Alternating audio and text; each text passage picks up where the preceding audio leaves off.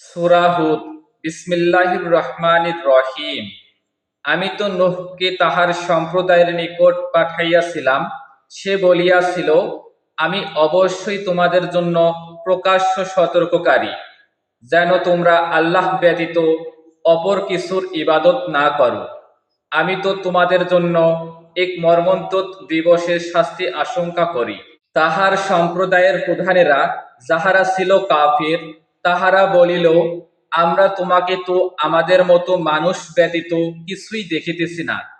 আমরা তো দেখিতেছি তোমার অনুসরণ করিতেছে তাহারাই, যাহারা আমাদের মধ্যে বাহ্য দৃষ্টিতেই অধম, এবং আমরা আমাদের ওপর তোমাদের কোনো শ্রেষ্ঠত্ব দেখিতেছি না, বরং আমরা তোমাদেরকে মিথ্যাবাদী মনে করি। সে বলিল, হে আমার সম্প্রদায়, তোমরা আমাকে বলো, আমি যদি আমার প্রতিপালক প্রেরিত স্পষ্ট নিদর্শনে প্রতিষ্ঠিত থাকি, এবং তিনি যদি আমাকে তাহার নিজ অনুগ্রহ হইতে দান করিয়া থাকেন, আর ইহা তোমাদের নিকট গোপন রাখা হইয়াছে, আমি কি এই বিষয়ে তোমাদেরকে বাধ্য করিতে পারি, যখন তোমরা ইহা অপছন্দ করো?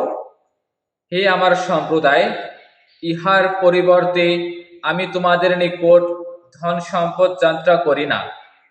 আমার পারিশ্রমিক তো আল্লাহরই নিকট, এবং মুমিনদেরকে তাড়াইয়া দেওয়া আমার কাজ নয়।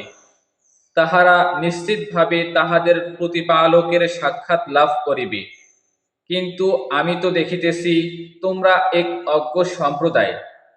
হে আমার সম্প্রদায়, আমি যদি তাহাদেরকে তাড়াইয়া দেই, তবে আল্লাহ হইতে আমাকে কে রক্ষা করিবে? তবুও কি তোমরা উপদেশ গ্রহণ করিবে না?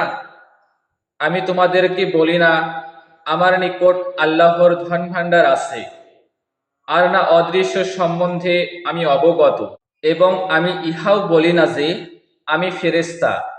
তোমাদের দৃষ্টিতে যাহারা হেই, তাহাদের সম্বন্ধে আমি বলি না যে আল্লাহ তাহাদেরকে কখনোই মঙ্গল দান করিবেন না।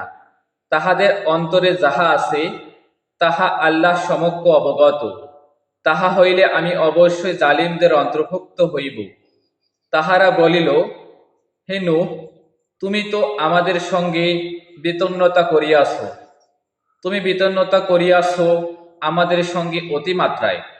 সুতরাং তুমি সত্যবাদী হইলে আমাদেরকে যাহার ভয় দেখাইতেছ, তাহা আনায়ন করো। সে বলিল, ইচ্ছা করিলে আল্লাহই উহা তোমাদের নিকট উপস্থিত করিবেন, এবং তোমরা উহা ব্যর্থ করিতে পারিবে না।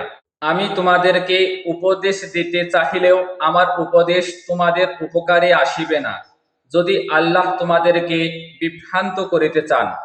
তিনিই তোমাদের প্রতিপালক, এবং তাহারই নিকট তোমাদের প্রত্যাবর্তন। তাহারা কি বলে যে সে ইহা রচনা করিয়াছে? বলো, আমি যদি ইহা রচনা করিয়া থাকি, তবে আমি আমার অপরাধের জন্য দায়ী হইব। তোমরা যে অপরাধ করিতেছ, তাহা হইতে আমি দায়মুক্ত।